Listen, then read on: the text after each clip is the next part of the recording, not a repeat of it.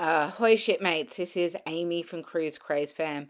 You're not going to see my face in this video. I will be hiding behind this computer because I have just got home from the travel day from the Carnival Adventure launch day. Cruise Craze Fam, let's sail away.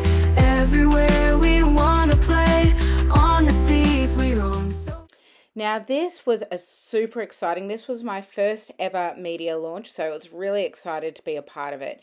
Now I'm going to keep this video brief because I do have a couple of others in the works for you currently, but what I want to do is go through the major changes that we experienced and give you my opinion on what I think the new Carnival Adventure will be since the transition.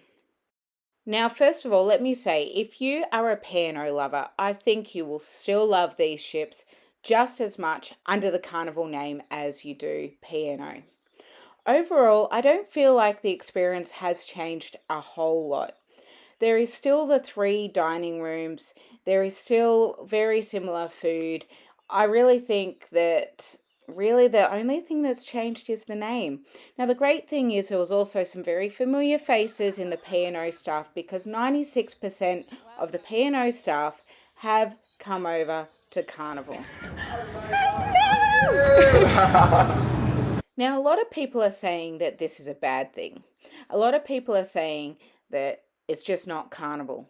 And I'd agree to an extent, but I feel like this is a good thing. I feel like Carnival is still Carnival, and then the P&O is still there, but now under the Carnival umbrella. Now, still to be confirmed is exactly how the dining room works. So we know that the main dining room, or the 3 restaurants, so your Dragon Lady, Waterfront, and Angelo's, are still there, and they will have dining from 5 till 9, and it is a rotational dining. There is 3 different menus at these restaurants which we have seen, so a lot of it does stay pretty much the same, and you will be glad to see that the signature Carnival chocolate melting cake is now on that menu. The pantry is pretty much unchanged. The only thing is some of the food might vary a little bit, but you've still got all of your different food options and food stations, and it is still served to you across the counter.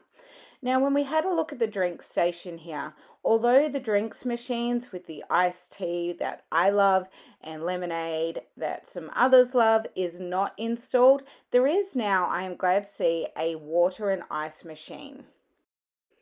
For the most part, your upcharge options have not changed. So there is still Luke's Bar and Grill, Luke's Burgers, the pizzeria. However, now you can get free pizza from 11 a.m. till 4 p.m. from the Trattoria down on deck 7, and your New Zealand ice cream. So that is still there for an additional cost. There is no free soft serve. The kids clubs have been transferred over to the Carnival Camp Ocean. This now brings the option of people with children under the age of 2, so from 6 months to 2 years old, to be able to leave their children with the kids club staff at certain hours for $11 per hour. The Twin Racer water slides have now been converted over to the Speedway Splash. The Blue Room has been converted to the Piano Bar 88, which I'm kind of glad that they didn't really change the decor in this because I already thought it was such a beautiful room, such a beautiful hangout. The theme nights are now going to be Carnival's theme nights. So the 80s Rock and Glow, which is an epic 80s party on any Carnival cruise. This is a must do. This is one you must dress up. If you want to dress up, you don't have to, but if you want to dress up, go get involved. It is so much fun, including the Silent White Hot Night. So this is one where you've got your silent disco basically. Island Night, you've got your Elegant Nights, and Backyard Bash. The Byron Beach Club is still there for those with the Byron Beach suites. The cheeky cabaret style Blanc de Blanc is still available for an additional cost for adults only. I believe this is $30 per person, and we got to see a nice little preview of it on this cruise. And it's a little cheeky, but it's pretty fun. We have been told that at this stage the bar prices are remaining at the P&O prices and not being increased to the Carnival prices. And the P&O entertainment staff have now become the fun squad. There was also new carpet laid in the casino and new signage around. One change we did notice though, at the Games Arcade, there is now a touchpad where you can now load money onto a card, onto an account for the Games Arcade, which I think is brilliant. As parents with children, this is a great idea. We can load some money on there. There you go, kids. That's your budget. Go spend that. We didn't get a chance to see how it worked because we didn't have sale and sign cards, but that will be revealed soon.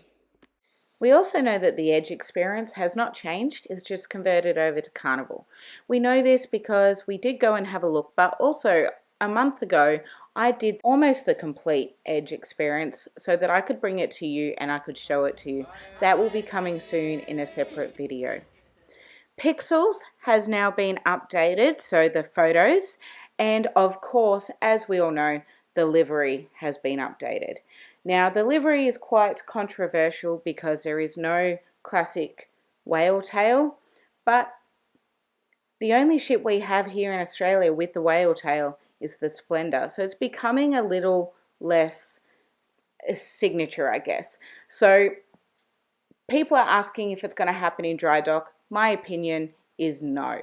I don't think these ships will ever see the whale tail.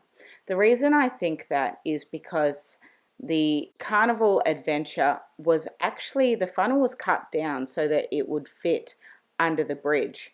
But also there are so many ships that do not have the whale tail anymore that it doesn't really matter. But I kind of think it works with these two ships because they're kind of a bit of a brand of their own. They're still very P&O-esque, I guess. So I don't think we will see that. I do, however, think we will in time see the blue wave on the front of the ship. The reason I think this was not done is because it was in wet dock, it was in the water, it couldn't be completed at that time. But I do think once these ships go into dry dock, so Encounter in 2026 and Adventure in 2027, I think this will be added on then. So overall, our personal opinion, we've had a chat about this, and what we think is that we're going to love this experience just as much as we did before. Let's admit, we did love Carnival and we did love P&O. For us, we've now got the option of going your traditional Carnival on Splendor or Luminosa, or if we still want to get a bit of that P&O experience, we've got Carnival Adventure and Carnival Encounter. So for us, it's a bit of a Carnival and P&O baby. So overall, we are really, really happy with these ships. We still think they're really beautiful ships, and we will happily sail on any of these ships. Any day at sea is a better day than a day at work, right? We did sit down with Rob from Rob and Ellie and we went through some questions and answers. That video will be coming soon, as well as a video of the entire day. Plus, I'll be updating my ship tour to now basically fit the new Carnival brand. Come sail with us at some stage. We'd love to be back on these ships soon. We'll catch you in the next one.